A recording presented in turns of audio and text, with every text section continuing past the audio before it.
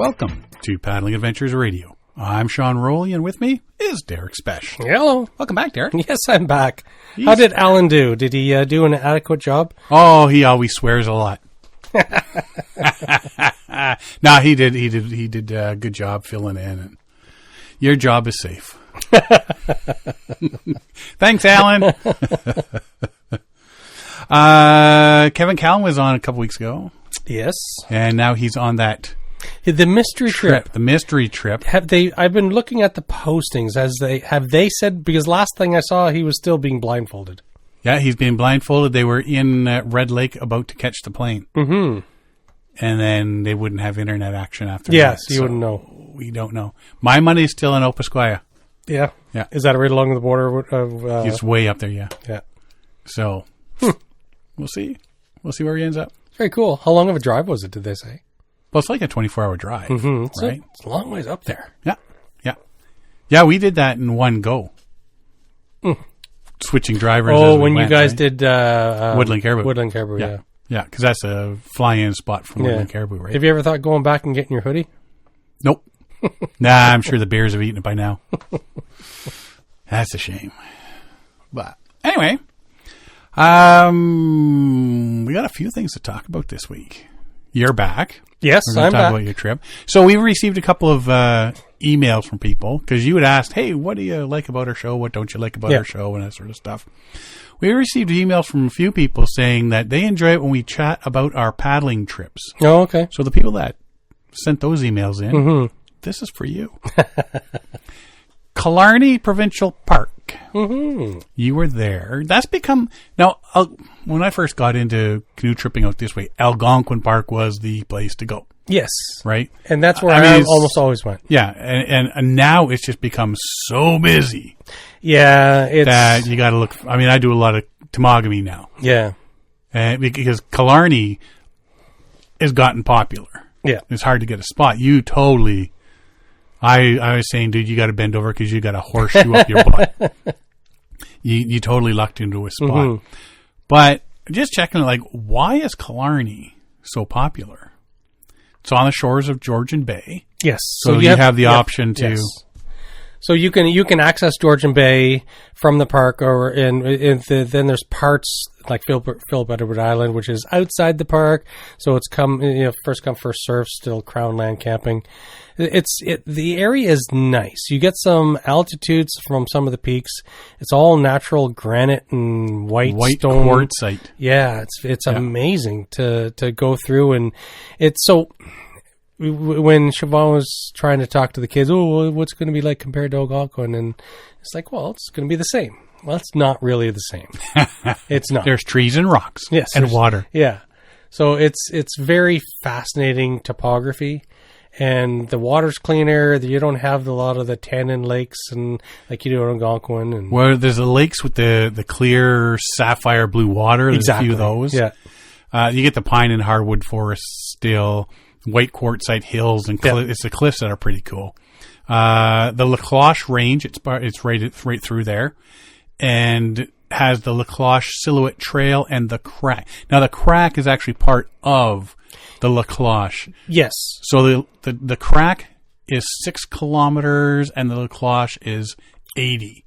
Yeah, that's 78 or something. Yeah. 78 kilometers. Yeah. Yeah. You get the wildlife of moose, deer, bears, wolves, lynx, and beaver. I've never seen a lynx in the wild. Yeah, I don't think I have either.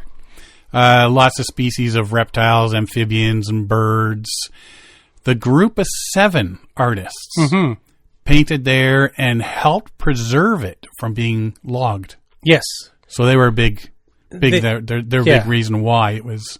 And we learned this. I was kind of surprised. I was surprised because I didn't know. It's like, how come I didn't know this? But anyways, Tom Thompson was not Group of 7.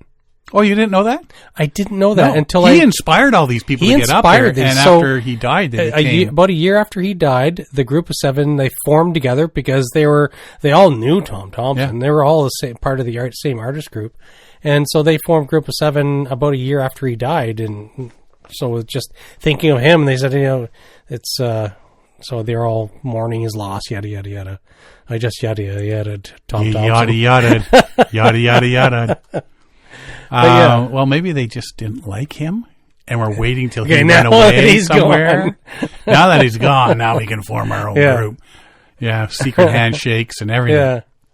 So I went to, I don't know, what is it called? The main art gallery in Ottawa, and that's where I learned this, because we were reading about Tom Thompson, and they talked about him and his artwork, and then how following his death, Group 7 formed, and it's like, oh, I didn't know that. Yeah, yeah. If you go to the AGO here, the Art Gallery of Ontario, they got a whole bunch of Group of 7 paintings. Yeah.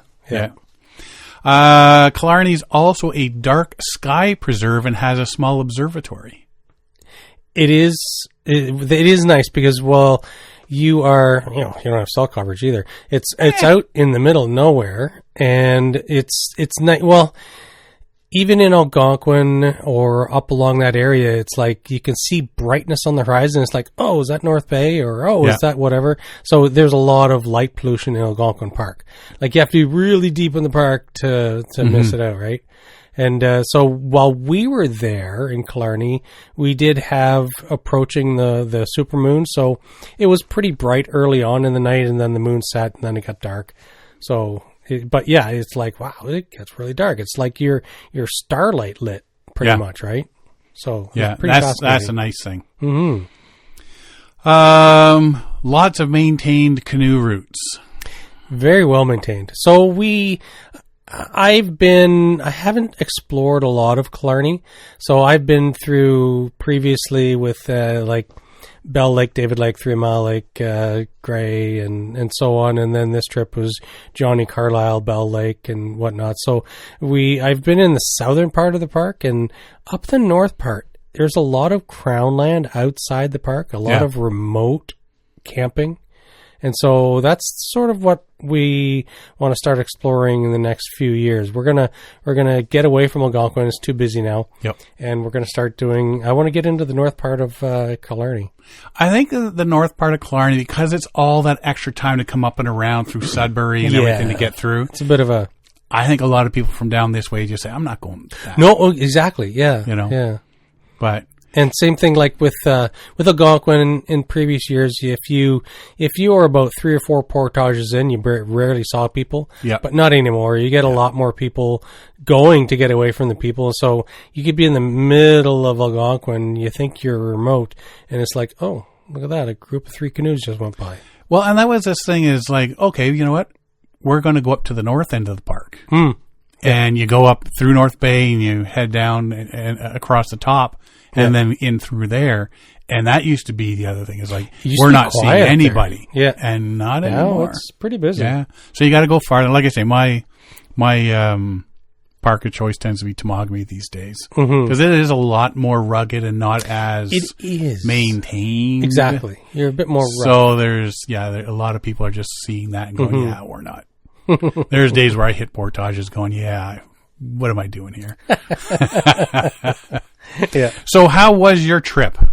It was good. It was really good. It was hot. So when we booked it, we took what was available at the time. We booked about 5 days out from our trip.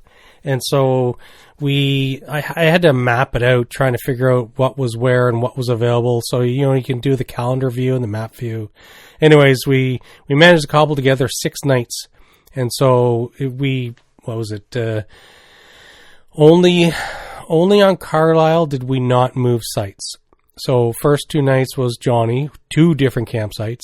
Then 2 nights on Carlisle, same campsite. And then 2 nights on Bell Lake, different campsites. Because we couldn't string 2 nights together except for on Carlisle. Right. So we were pretty much always moving. But it was nice. It was got the kids up into. It wasn't a lot of work. It was like some of the days it was like less than an hour of paddling, and so it wasn't very intense. Well, right? Some days it just gives you practice tearing down and putting up. Exactly. Yeah, right. Yeah. Packing up again. Yeah. So, it was really nice. It was warm. It was dry. We had clear nights, lots of starlight. Early nights, we had quarter moon, half moon, and so on. Yeah. And so what was it? The first 2 nights we were there was the peak of the Perseids, which I on the very first night we had the moon plus some cloud cover, and as I was laying there, I looked up and I saw the sky, just the clouds brightly lit white one time and brightly lit red one time. And I thought, well, that's got to be Perseids. But we never saw any. That was the only 2 flashes I saw. I never saw any streaks. Didn't see any of the Perseids. And so we looked early, went to bed at shortly after dark, and then I was up from 12 till 2 a couple nights, and nothing at all. Yeah. Clear sky too. Like I was looking up, and it's like, oh, the stars are very bright, but I didn't see any of the Perseids. That sucks. So, and I'm wondering, it's all about the leading edge of Earth, and I got to do a little bit of science here to see, is the Perseids in the early part of the night, or is it in? We met a retired Oshawa firefighter up in Killarney on Johnny Lake, and he was saying that the best viewing is like around 1:32 in the morning. So I was up at 1:32 in the morning and nothing. I've done the same sort of thing. This is the perfect viewing time. 3 o'clock in the morning, between 3 and 4 in the morning. Yeah. Okay, well, I'm going to get up at 3 or 4 in the morning, and you're out there. I could be sleeping right now. Getting a crick in my neck looking up. Right? Such a crick in the neck. Yeah. So yeah, I was really excited about the Perseids, but I didn't see anything. I let everybody sleep, and I was out there on the rock and just staring at the sky, enjoying it, and it was quiet, no bugs because it was nice and cool, and I thought, if I start seeing stuff, I'm going to wake everybody up. Yep. But didn't see a thing, so I let everybody sleep. Going back to the woodland caribou, I was up one night waiting for the Northern Lights. Oh, okay, yeah. And everybody, I'm not waiting for the Northern Lights. But let me tell you, when I called everybody, you gotta get up and see that. Everybody was up. Yeah. Oh my God. Yeah. Yeah. Because that's what anything astronomical event. Exactly. It's and cool to see. It's not right? something you see all the time either, right? Well, that's like, it's the super blue moon. It's the corn moon out this week. Usually it's like, hey, look up all those clouds behind there is the full moon. Yeah. And the clouds is the Northern Lights. Going to work at 6 o'clock in the morning there is this morning. It was huge. Yeah, it was. I looked up and it's like, whoa. Yeah. Whoa, watch the road. Why? No one else is. So unfortunately, you didn't get to see that. I've never seen them up. Like I said, you're just sitting there relaxing and waiting for it, and never. And like when we didn't think ahead about when we want to plan the trip for. And then after we had it booked, and a couple of days later, Siobhan texted me. She goes, Perseids, it's the peak the first night we're there. It's like, oh, that's awesome. I've never been in the park when we're in the middle of a meteor shower. And so I was very excited and then disappointed. I was happy, then I was sad. Yeah. So, hey, bright side, you didn't get hit by a meteor. True. So you're story. happy again.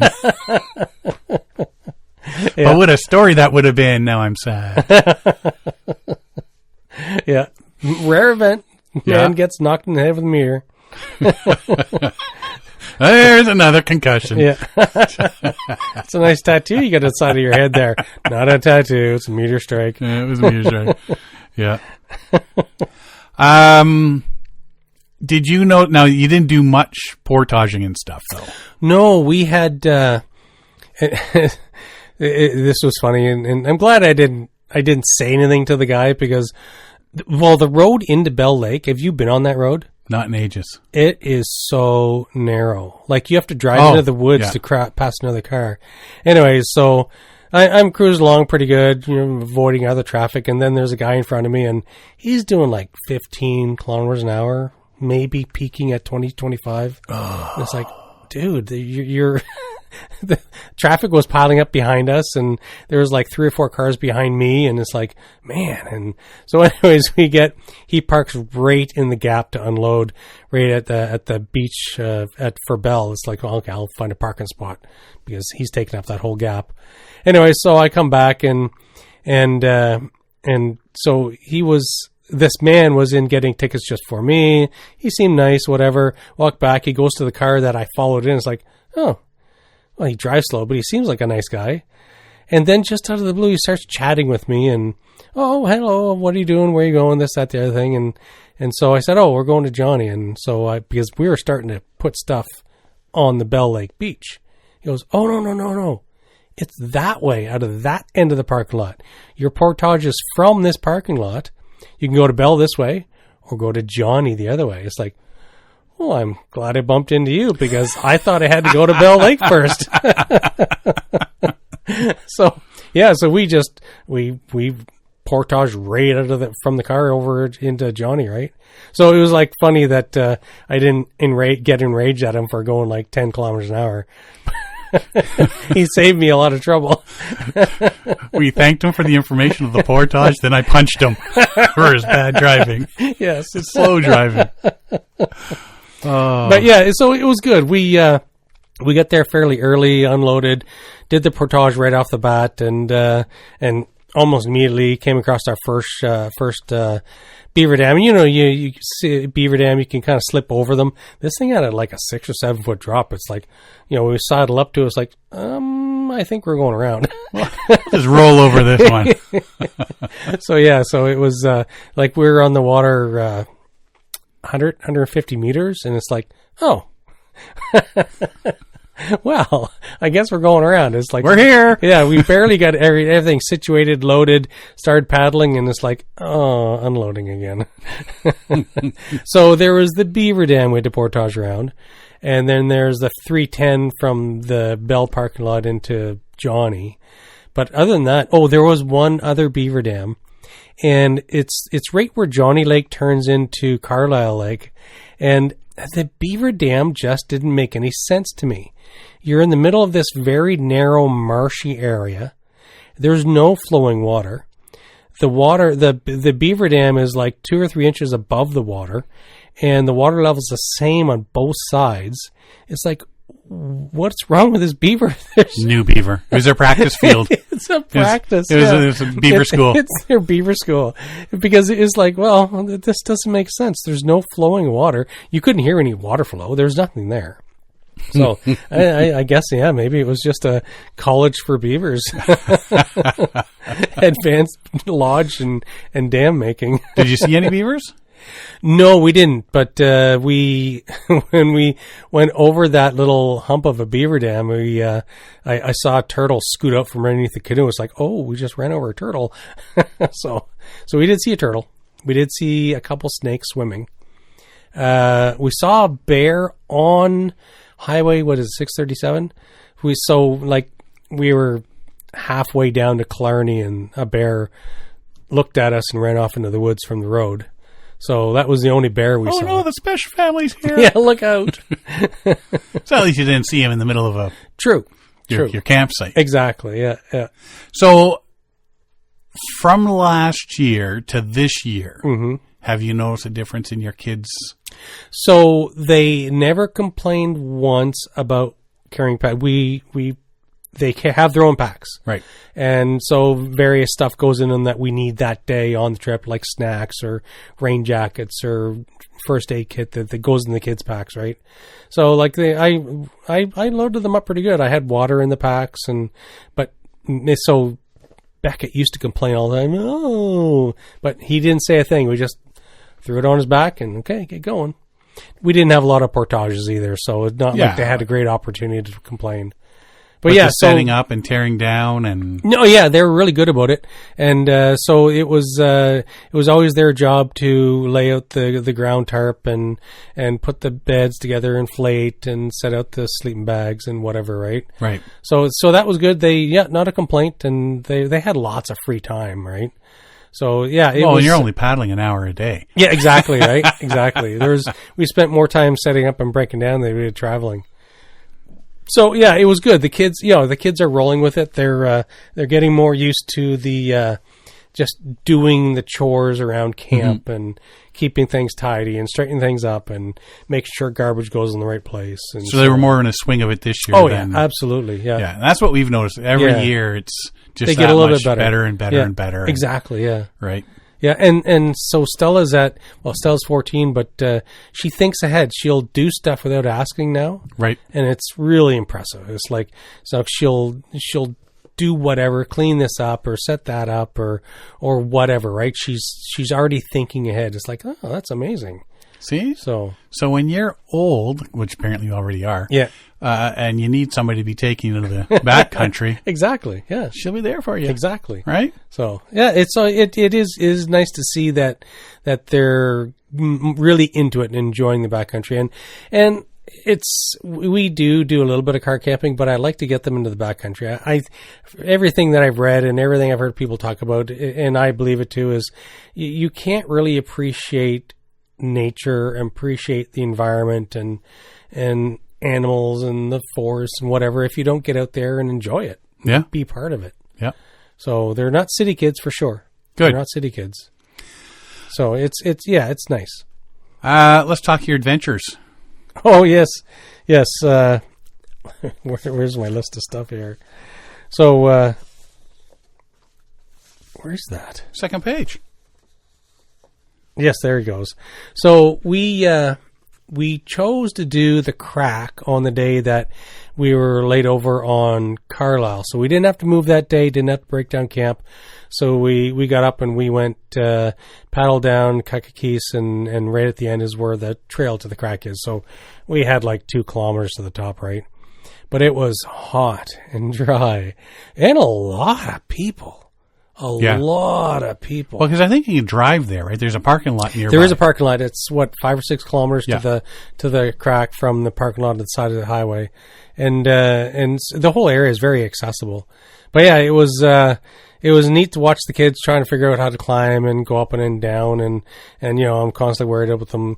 Like, I guess it's just the bulletproof nature of kids, but it freaks me out when they walk up to the edge, when they're up top, and they walk up to the edge and look over. It's like, what are you doing?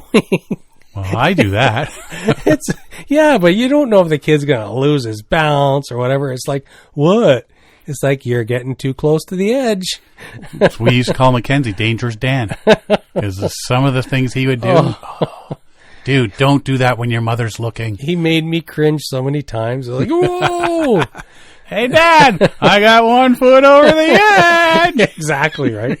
So, but yeah, so we brought like 3 liters of water on that for just that quick day trip. Yeah. And it's not a long ways up, so I thought, 3 liters of water is great. Anyways, we were rationing water towards the end. It's like, we're almost about to camp. I'm going to make more water. Everybody drank so much water that day. Like, I think I filtered. So I have one of those 4-liter platypuses, gravity filter. We got one as well. And so that day, I think I did 4 bags of water. So that's a lot of water with everything that we did throughout the day. But the trip to the crack, everybody was dehydrated. Everybody was just sucking back water by the time we got back to camp, and it's like, but yeah, so it was good. It was really good. It was fun to see them up there, and what a view up there! It's amazing. Yeah. And I had intended to do I was. If it wasn't so hot, because we kind of changed our minds once we got up there, I wanted to we'll just do 1 hour along the Colossus Trail and then 1 hour back and then down to the canoe again. Right. But it was too hot, it was too dry. Everybody was tired. It was like, no, we're out of here. It was a good idea at the time. At the time, yeah. But because I wanted to do a little bit of the trail, but no, next time. Well, yeah, I mean, that's you, and there's no, you can't just dip your bag into a lake because there's no lakes up there. No, there isn't. There's no water so up there's top. No water. Yeah, you have to bring everything with water, you. Yeah. Might find a mud puddle or 2. So the next thing you got to do is bring a couple extra liters in a backpack. Yes. Yeah. So our 3 liters of water was not enough for 4 people. Yeah. And it was just a quick trip up and a quick trip down. See, I always do a minimum 1 liter per person. Yeah. But yeah, no, even still, if it's hot and humid. Yeah. Next time. Yeah, it's just going to kill you. Yeah, see? So now they know what to expect. So many people up there. We were surprised. But yeah, it was nice. It was nice to see it. It was that scramble up the granite It was like or marble quartzite, whatever Yeah. it is. And you look out over the hills. It's pretty amazing looking. It's just spectacular. Well, and like I say, I mean, that's why everybody parks at the trailhead and makes the 6-kilometer trip. Yeah, exactly. Right? Yeah. And so that night, what was it? Yeah, it was the first night at on Carlisle. We did.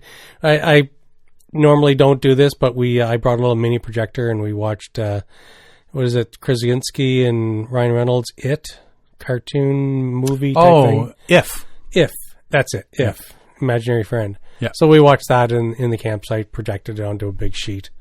So that was kind of fun. It was unique, but it was the only screen time anybody had the whole trip that one night. So that was kind of nice. It was novel for the kids. They sat in hammocks and we sat in camp chairs and watched it in the trees. Cool. Yeah, it was kind of neat. Bit different, eh? It was different, yeah. But I mean, that's one of the things remember that time we were in Killarney and we brought the sheet and the projector? Yeah. That's just one of those memories that don't remember. Yeah. I mean, yeah, everybody gets ready, get away from the technology, get it, but sometimes it's part of the memory, right? As long as they're not on the phone all the time, then so be it. Yeah, exactly, yeah. And there weren't too many bugs. What was nice. So we got to most of the stuff we did. There was only one campsite, which was on Johnny, and we had a marsh in around us. So we had a lot of bugs that campsite. But otherwise, there was more bugs in my backyard than we had in Killarney. Really? Yeah. It's a change. Mm-hmm, it's a nice change. Yes. Especially for you. Yeah. Well, I think it's because the weather was so hot and dry. And well, I say hot and dry. It was hot and dry for our week. But when we checked in at the park, I asked about fire bans. He says, no, we're getting way too much rain to have fire bans, he said. So, yeah, awesome. What'd you take to eat? Oh, yes. So there's always the first 2 nights where you treat yourself. And so we... steak and lobster every night. Yeah. We had actually pre-prepared a pasta meal, just a basic pasta meal. But then we forgot it at home in the freezer. So it's like, hey, I guess we're having pizza tonight.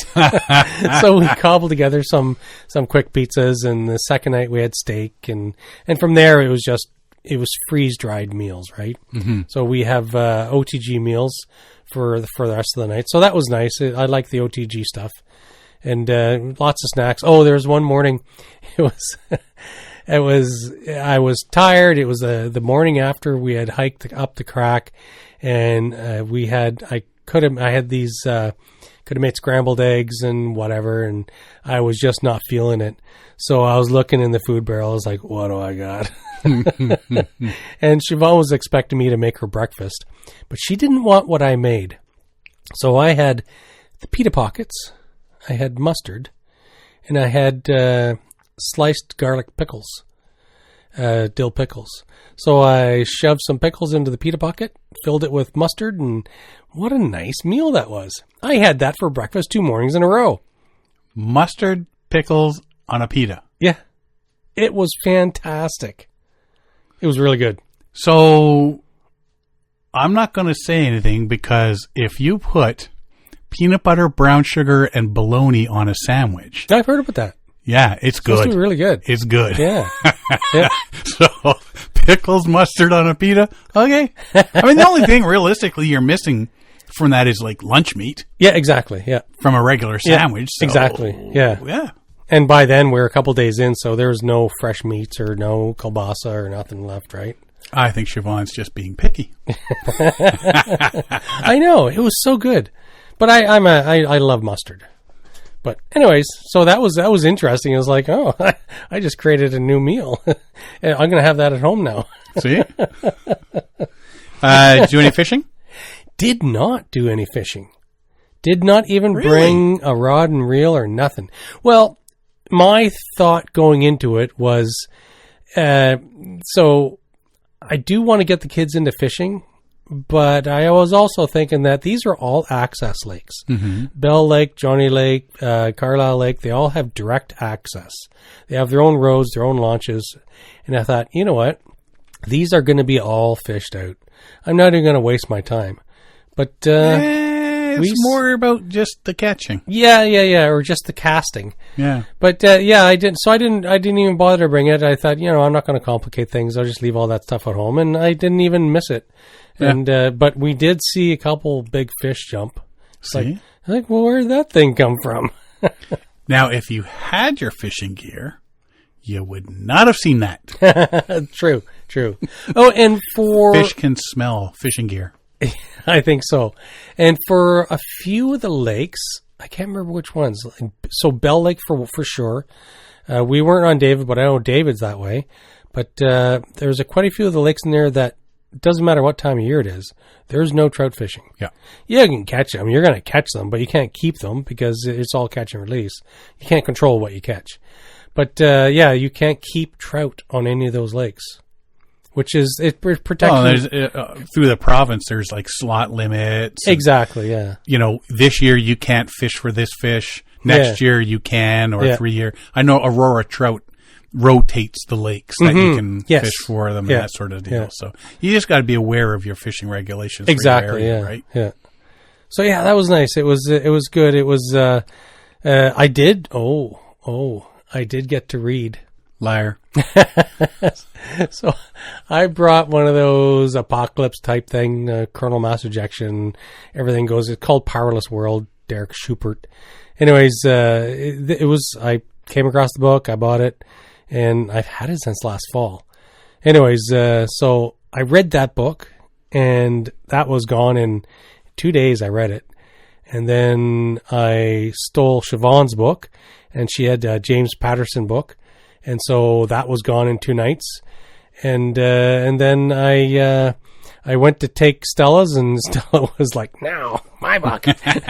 She had something called Labyrinth, but it's like Labyrinth. Like the movie? Is that like that's what I asked. David Is that Bowie? Like the movie? And no, it's about somebody from ancient times and a girl from modern times. Somehow time travel back and forth, and it's like, oh, that sounds stupid. Was there a Minotaur involved? I have no idea. But yeah, it was. So I didn't read that because Stella wouldn't let me have it. But that should have taken me 4 days because that thing was like 2.5 inches thick, 3 inches thick. It was a thick novel. Did you write this, dear diary? I read today. I really enjoyed it, and so I sat around camp. Everybody napped in hammocks, and I read a book. Wow, it was great. Well, speaking of books, between Kevin Callan's garage sale. Yeah. And our friend Dave Wilfong, because he's moving, so he had a big garage sale. Yeah. Between the two of them, I've picked up 78 canoe paddling books in the last month. Did you get anything from me? I think there's only 2 doubles in all the books that I've already got. Yeah. So I'll probably pass a couple off to you for your bookshelf. That'd be nice. I do have. I have a collection. I've been collecting older books, and I kind of got out of it in the last few years. But I've got a bunch of books. A lot of them are like 150 plus years old. I got some really old ones. Really? Yeah. Huh. I got boxes of them. I used to collect them from back when I lived in the Maritimes and stuff, right? Yeah. So, but yeah, it was. I need to redo my library. Yeah, well, I got books on the floor here. I got books all over the shelves. Yeah. I got books and totes. Yeah, so 78 new books on paddling. Nice. Yeah. I'll see your 2 books you read. Rate you 76. Yeah. So I spoke about the water filter. So what filter do you have?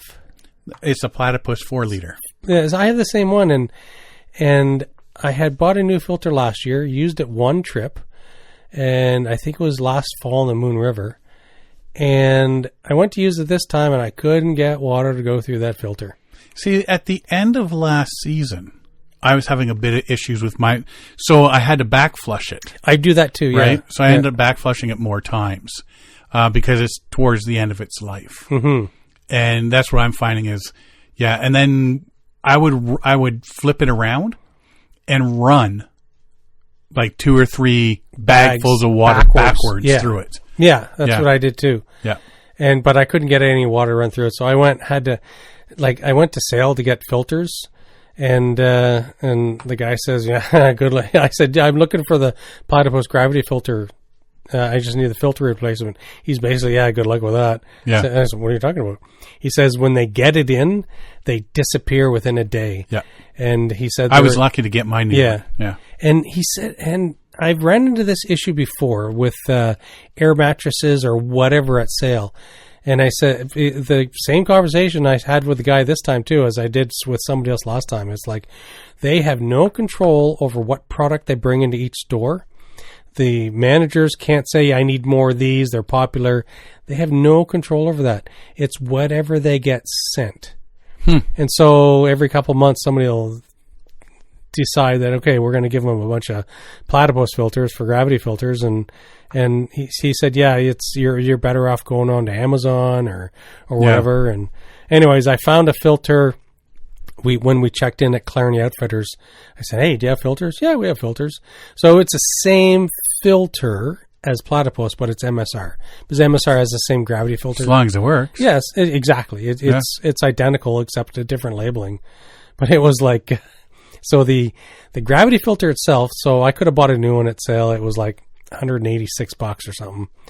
And so, but they didn't have any replacement filters. I didn't want to buy a whole new setup. So when I went to Killarney Outfitters, it's, yeah, here you go. It's like, oh, $92 on sale for like $74. It's like, yay. Well, that's the expensive part of the filter. I know. Right? It's like, it's ridiculous. 2 big Ziploc bags and hose from your aquarium into a filter. I mean, you're telling me I'm wrong. Yeah. Like the profit that you make, it's like I've done wrong in life. I should have been creating outdoors gear like platypus or something, right? How were your air mattresses? Yeah. Yeah. This is essence of our trips from last year. Yeah. So I had to convince Siobhan because her air mattress kept losing air, and so I said, at home, Beckett doesn't sleep in his bed all the time. He'll sleep on the floor sometimes. Right. It's like, give him the one that leaks. He doesn't care. Right? So anyway, by night 3, that's what she ended up doing, or night 4. And so the 2 kids, they don't care. They're young. Yeah. Their bones can handle it. Right. But my Nemo, unfortunately, is leaking a bit now. I think I've had it for about 5 years now. And so I was a bit disappointed. Like 2 or 3 times a night, I'd wake up on the ground. Yeah, pump it back. Wasn't fully on the ground, just enough that I was. I'm a side sleeper, so it's like I'm going to get a bed sore on my hip if I don't pump it back up again. So yeah, we of the 4 air mattresses, one of them didn't leak. And you know what? I've never had a Nemo until last year. Yeah. And then we've gone through 3 of them. Oh, yeah? Yep. Now we're back to our old Thermarests. I've had like Big Berthas. I've had Nemos. And so I've got some of the old style Thermarest inflatables, which aren't very thick. They're like 1 inch like thick. an inch thick. Yeah, and that's not. I need more now. Anyways, I was it last night? I think it was. Yeah, Monday night or last night, I went online and I found, I think it's called Zero Gear or something, and I bought a couple air mattresses and pillows and stuff, right? So we'll see. They've got a reflective layer for reflecting your heat back to you, plus the top layer is like a kind of a synthetic stuff for soft, and then things like 3.5, 4 inches thick. So we'll see. The key thing is holding air. So you think? Yeah, that's the important part. Yeah. Oh, and the other Nemo. Speaking of Nemo, because the air mattress leaks, in the last few years I've gotten the habit of I have a Nemo 12x12, and it's a bug tent, and I've been using it as a tent for the last couple of years. Is that the one we used last year on our trip? Yeah. Yes. So it did well. It did do well. So I've used it on the Venus Link. I've taken it with family up in north in Temagami.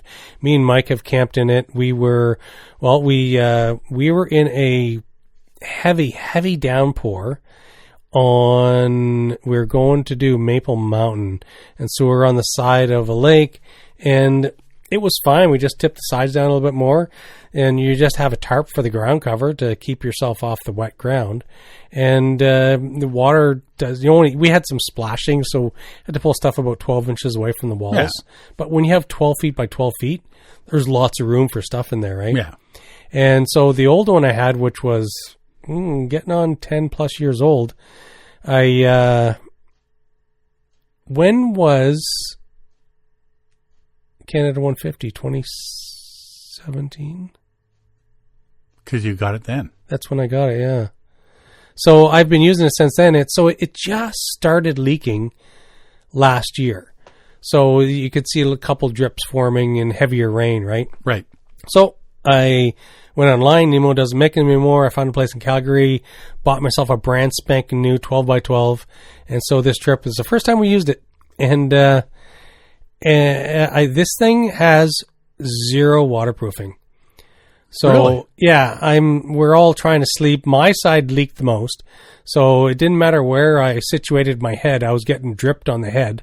And so it's kind of hard to sleep when somebody's waterboarding you, right? Oh, let's go for that Chinese water torture.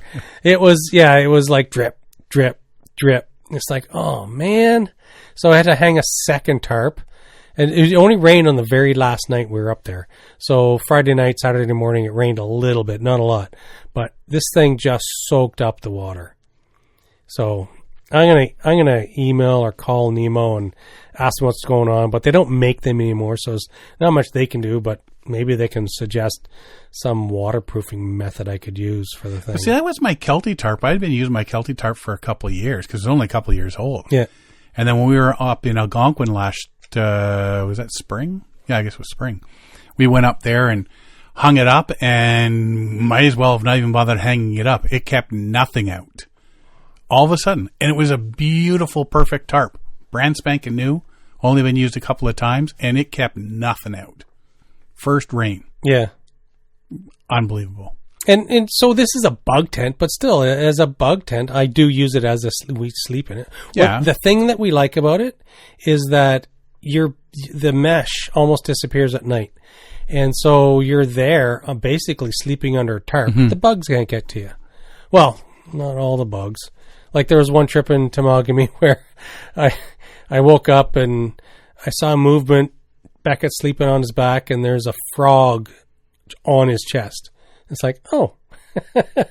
And on this trip, it was on Carlisle, like out of a dead sleep. It's just think about the sound.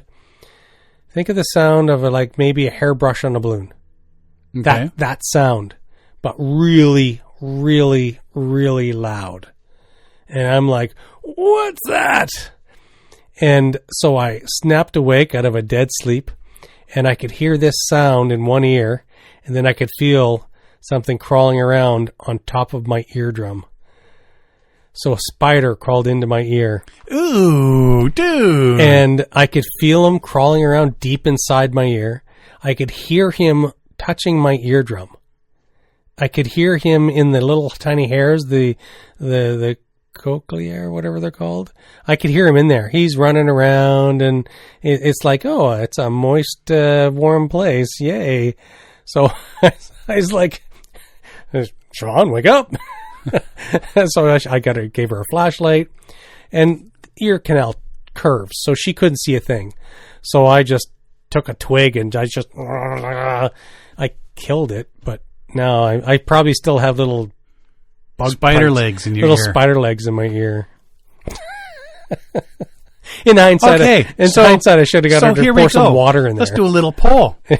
If you're out in the woods, would you rather see a bear at night or have a spider in your ear?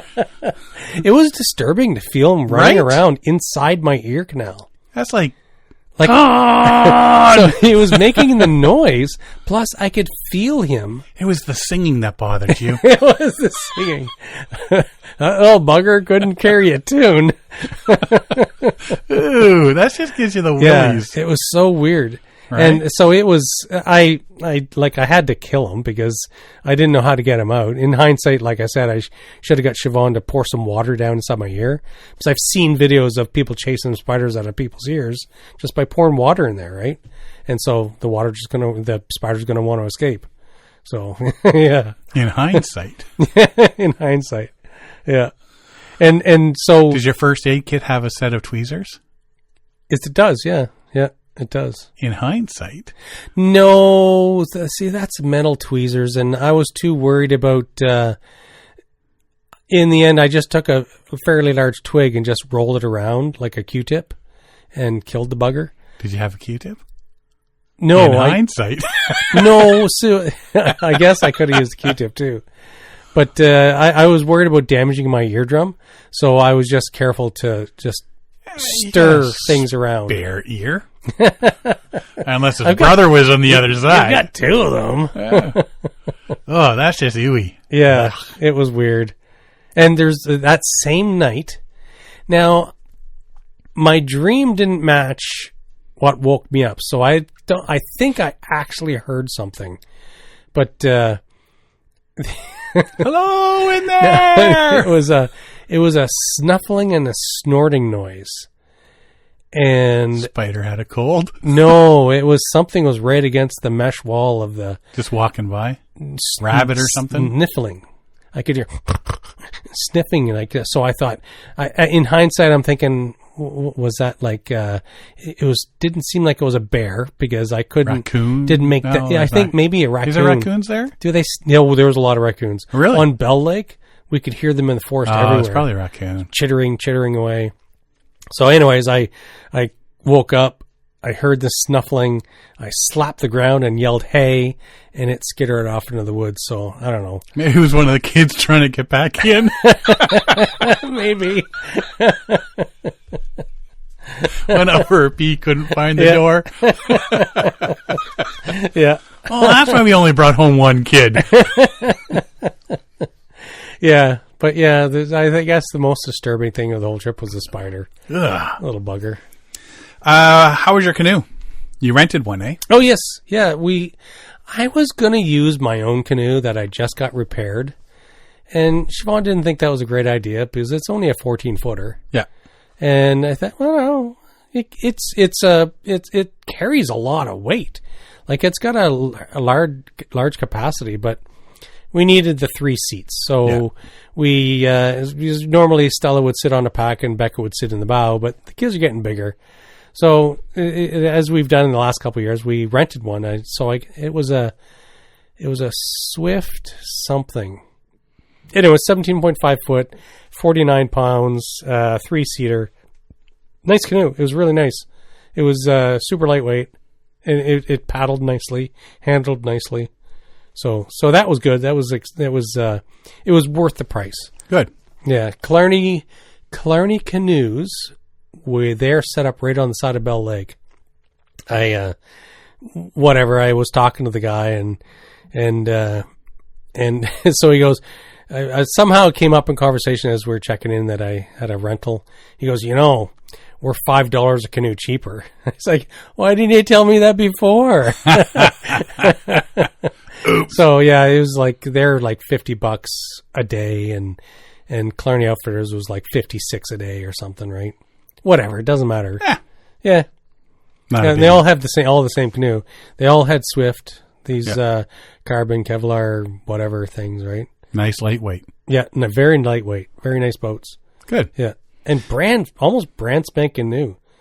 Well, a lot of them will change their fleet after a couple of years. Yeah. So they say that every September they take the rougher ones and sell them off. And they say usually between 10 and 20 a year they'll be selling.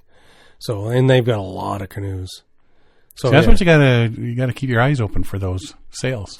I know, but it's like a 5-hour drive to go up to buy a canoe. Well, if you know you want it. Well, it's not that I don't have to store it if I rent them. Yeah. 6 one, half dozen the other. Exactly, right? So it all worked out. It all worked out. Good. Yeah. So all in all, that's my trip. That was You got a little thing here about historical things. Yeah. So one of them I don't want to talk about because I don't want to draw too much attention to it. These The were prison? No. Yeah, the prison. I'm not going to talk about prison. Yeah, It was a good trip up until. Yeah. So one of them I won't talk about, but the abandoned jail, so Burwash Prison, like we were on the way out, I saw a sign and I said, "Did you see that?" She goes, "What was that?" "That was prison." And so Burwash Prison was in the 60s and 70s. So it was a medium security. People usually had like 2 years. And who was it? There was there's a singer that you would know. I just can't remember what band. But anyways, they said, if you are there and you're not a jerk, you'll have an easy time of it.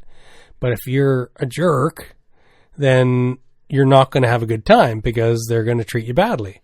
Anyway, so this guy is known to say that what a horrible prison this was. It was they're just so mean to you. And it's like, well, from this description and then him talking about that, sounds like he was a bit of a dick. Pardon my French. That one slipped out. But yeah, so Burwash Prison, it was, it ran for a couple of years, and then in the 70s, they decided it was too expensive to run. It was too remote. And then it was sold, and the military tried to create a training base up there, and then somebody privately bought it in the 80s and tried to create a goat farm, which failed. And there was a whole town site, like all these buildings for all the employees that worked there, right? Right. And then, so the guards, employees, it was very remote. And so right now it's the only thing, all the houses are gone, but the jail structure still remains. It's on private property, but you can get permission to go check it out. And so it's like, oh, that's interesting. I want to go check that out. Mm-hmm. So I want to go and check out this old prison because apparently there's a hiking trail that goes right to it. And there's a sign right there, the Burwash Prison hiking trail. So how far is it from the La Cloche Trail? But it's halfway back to the Trans-Canada Highway. Okay, because you were saying somebody tried to do a goat farm. Yes. You could rent out the goats for people to do the La Cloche Trail. Portage, yeah, they can carry your gear. They can carry all your gear on the hiking trail for 80 kilometers. And then you just return the goat. Yeah. One goat carries the food for the group of goats, and then the other goats carry all your gear. Right? That's brilliant. Isn't it? I don't know how they do the crack, though, because you have to do the crack as part of the Cloche Trail. Have you ever seen a goat climb? I know, but that's some mountain goats. The goat would be up there waiting for you. What are you talking about? Maybe. You wouldn't want to hurt one of the goats. I feel worse hurting a goat than hurting a human. This human would just have to carry the goat. Anyway. But there's a lot of history in the area. Yeah. So I want to get the kids down and do the Philip Edward Island, and it's kind of sketchy depending on the weather to get out into Georgian Bay. Yeah. Unless you're in kayaks. But if you do the inner channel and stuff, and there's a lot to see, a lot to do. There's a lot of history. There's we saw it when I was did the trip with Mike, and we saw there's a star painted on a rock at the entrance going into Killarney. And that was where the Voyagers used as their signpost, turn here, because you either go left and you go way around the peninsula, waste an extra week, or you follow the star and you go overland, which would take a day with the Voyagers with all their gear, and just jump the peninsula. So that star is still painted there. And you know the round algae dots you see on rocks as they grow. So apparently there's a formula to calculate, latitude, longitude, climate, all that stuff. There's a formula you can punch numbers into to see how, if you can measure the dot of algae, you can say, oh, that dot is 375 years old. That dot is like 50 years old. Really? Depending on how big it is, because they grow at a very specific calculable rate. And so there's one of those things on the star, And it's like, oh, and so I got curious. I looked into it, found the calculations. So, if it grew on that star, it was after it was painted on the rock, so you can kind of calculate backwards, right? So that's interesting. So everywhere you go, Algonquin or whatever, if you find these round algae blooms that are on not waterborne, but it's like the dots on the rocks, they have a very specific growth rate. Cool. I did not know that. Yeah, it's the same thing for, say, you can also get a calculation for trees. So if you can estimate its height and its diameter, the species, the climate, the latitude, longitude, yada, yada, yada. And you can punch those numbers in and you can see like that black walnut is 225 years old. Right. Right?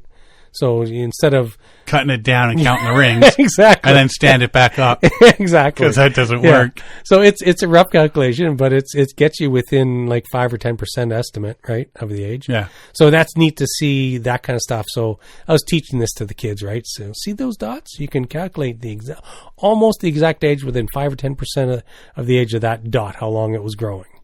So, like, half an inch every 10 years type thing, right? Yeah. So, anyways, yeah. Cool. So you'll go back to Killarney with the family? Absolutely. So we've decided we're going to, the next couple of years, this is going to be the goal, is to investigate different areas of Killarney. And I want to get into the northern area where it's mostly crown land outside the park. Mm-hmm. But there's like a park within a park there. Mm-hmm.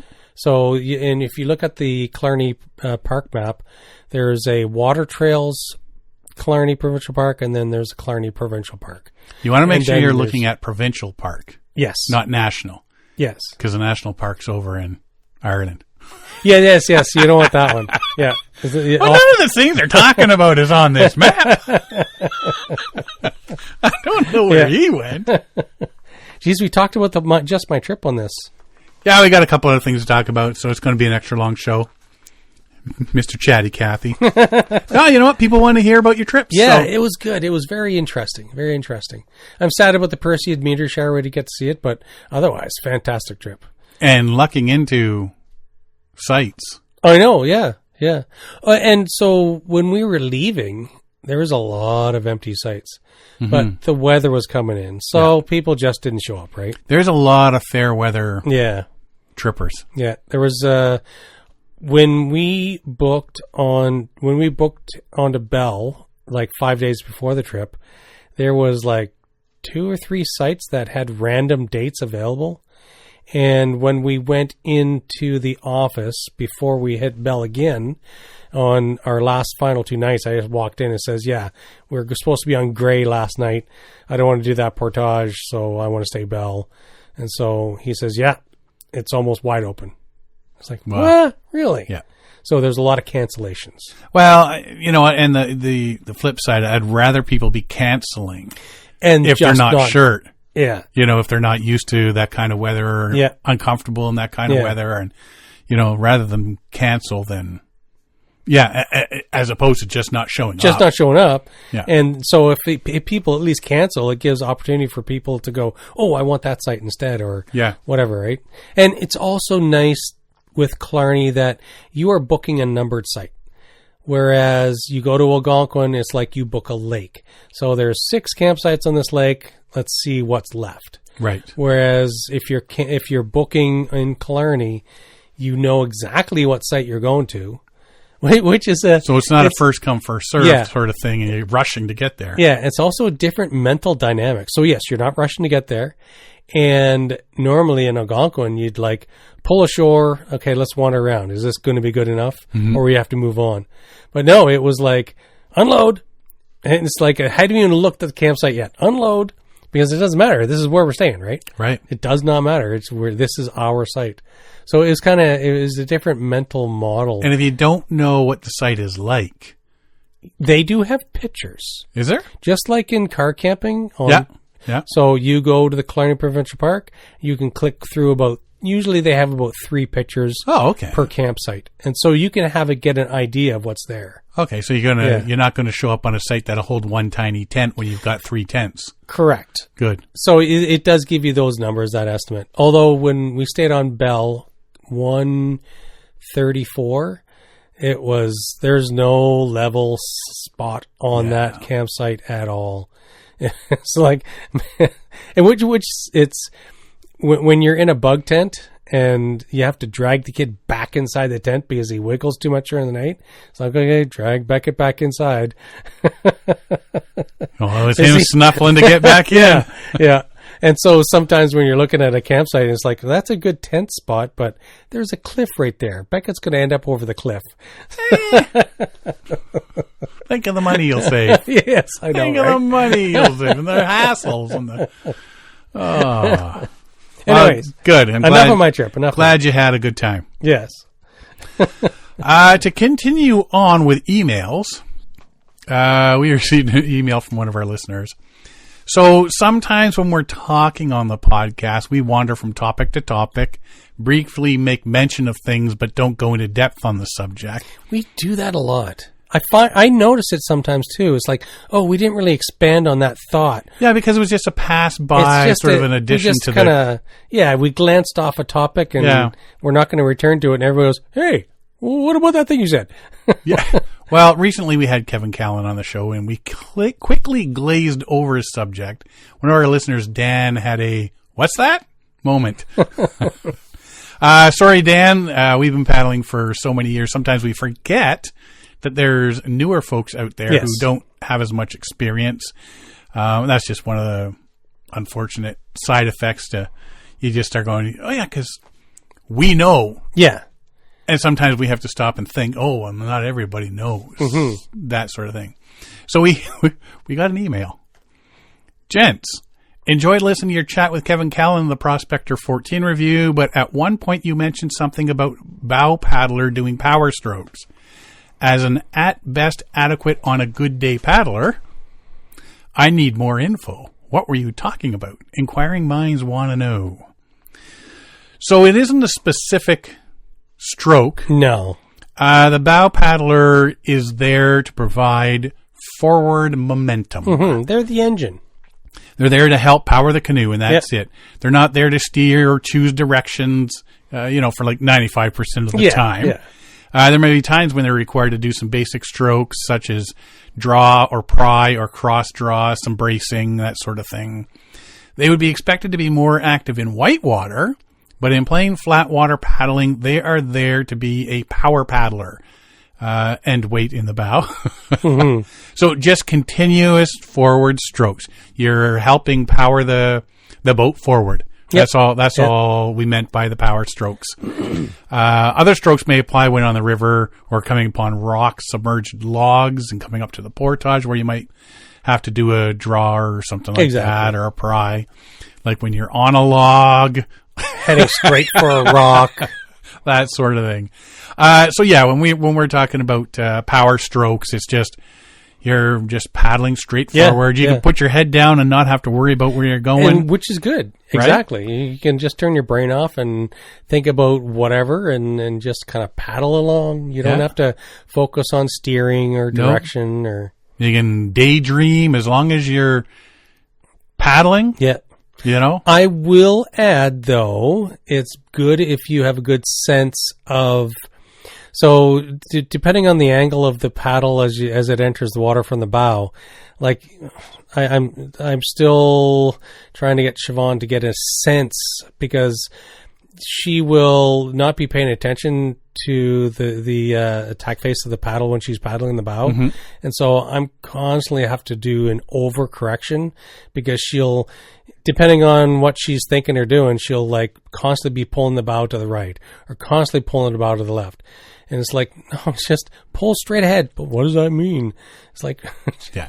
Well, also, the other thing is if the person in the front doesn't have as powerful a stroke as the person in the back. Yeah. Because I find sometimes when I'm just getting that groove, like I get some pretty strong strokes. Yeah, exactly, yeah. So if I'm paddling on the left side and Tracy's on the right, we're doing all these left-hand or right-hand turns because I'm doing more power, right? Yeah. And then she's not sort of matching that. So I got to slow down here a bit, or not so much power behind the stroke sort of deal. So, and I've gotten pretty good at steering the boat from the bow too.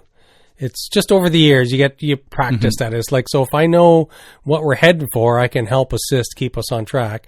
And there's a couple times where you're coming along and it's like suddenly you see a rock right dead ahead that it's like an inch below the water line. It's like, yoicks, and you do a deep pry or reach out deep and do draw, a nice draw. just do a deep draw, and it's like, oh, turn quick. So yeah, just so you can hear that. Yeah. Yeah, Titanic. Yeah. Hope that helps, Dan. If you do hear us talking about something on one of our episodes and you're like, wait, what was that? Yeah. Drop us a line and let us know, because like I said, we have our list of stuff we need to cover, and we wander left and right like a couple of drunk sailors. Exactly. So we have no problems going back and clarifying if we know somebody's missed something. Last one I got here. Actually, Ariana's over in Japan having a great time, and she said, did you hear about this? The Japanese Coast Guard rescued a Mexican national stranded on the largest of the Diaoyu Islands, which are also known as the Senkaku Islands in Japanese. During interrogation, the Mexican man told Japanese Coast Guard officers that he had planned to reach Taiwan with the canoe he was paddling. Man was discovered waving for help by a Japanese patrol boat. Coast Guard called for a helicopter to assist with the rescue. The report indicated that a canoe was taken from Yonaguni Island several days before the man's discovery, but it was not initially reported to police. Yonaguni Island, part of Japan's Okinawa prefecture, is a little over 110 kilometers from Yilan on Taiwan's east coast.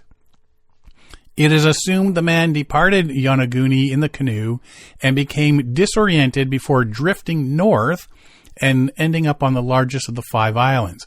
Reports said the man was attempting to leave Japan illegally to bypass formal immigration procedures, and that he was stranded on the island for a couple of days before his rescue. The Diaoyu Islands are a cluster of islands claimed by Taiwan, Japan, and China.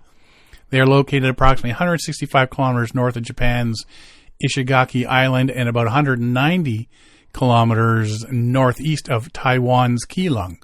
Islands are currently administered by Japan and are forbidden to the public. That part caught me by surprise. Mm-hmm. Well, there's a lot of questionable stuff here. Like, this dude stole a canoe, and there's a lot of open water there. Mm-hmm. Like, there's islands quite far apart, and this dude is in a open canoe. It's just a fluke that he got there. That he didn't die. He could have just drifted past everything. Yeah. Sean's theory, and I think you're right, the man is trying to circle the earth by traveling from country to country without a passport, seeing how far he can make it.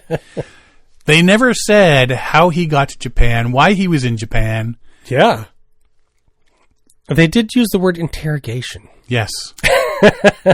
But also, I think what, like I said earlier, it kind of surprised me that these islands are forbidden to the public. I wonder why.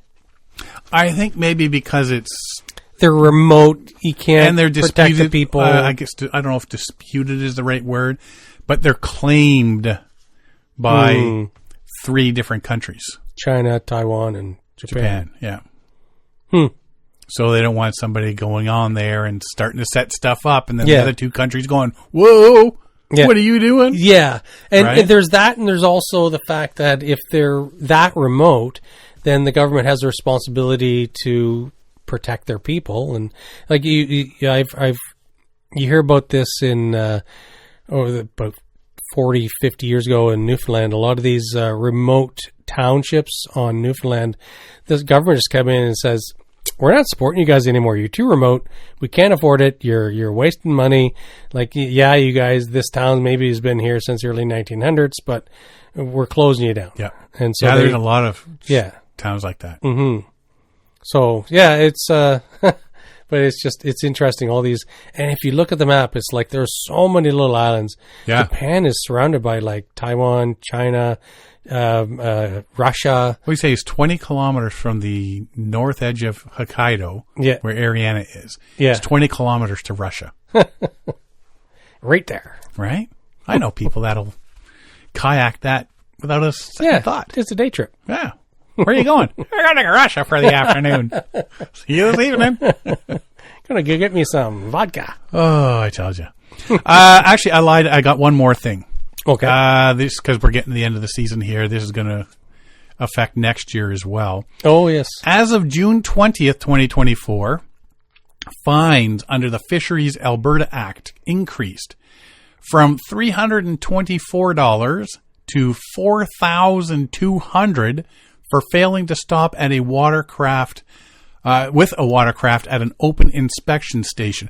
Now, remember we were talking about the whole inspection paddling in Alberta. If you come from Ontario, you got to wait so many days till you put your boat in the water and all that. So from $324 to $4,200 for a fine. They're starting to take the invasive species thing very seriously. Very seriously. From $180 to $600 for failing to remove a drain plug when transporting a watercraft on a roadway. Isn't that something? So you don't pull the plug? $600. Right?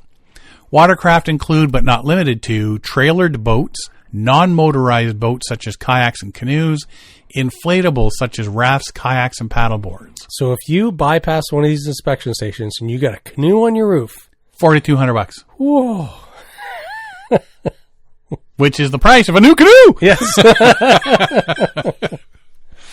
When highway signage indicates that a watercraft inspection station is open, it is mandatory that everyone transporting a watercraft must report to the on-site inspectors and have their boats, trailers, and other water-related equipment checked for invasive species such as zebra and kaga mussels and plants.